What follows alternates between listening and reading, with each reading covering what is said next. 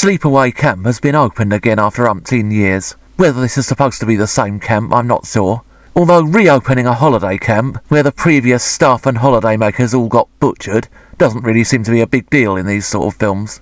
Part 2 was the only good movie in this series, and Pamela Springsteen was the only thing that made Part 3 watchable, and so Parts 2 and 3 are retconned. When a movie starts with a bunch of teenagers having a fart lighting contest, you kind of know what you're in for. I'm a fire starter, twisted fire starter.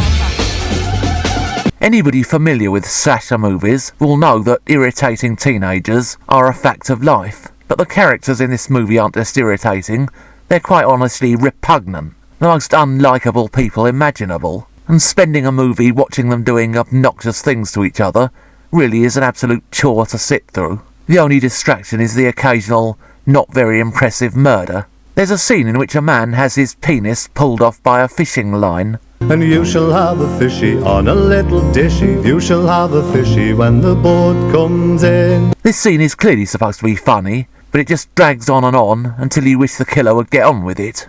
After what seemed an eternity of this, it's revealed that Sheriff Jerry, a cop with an electronic voice box who's been hanging around, is in fact Angela Baker. And then the movie promptly ends, and you're left wondering whether they'd ran out of time before they could make the rest of the movie, or whether you're being asked to tune in next week for part 2. After the end credits sequence, there's a short scene in which Angela makes a car fall on and crash a man to death, but overall she just seems to be more of a cameo than a character.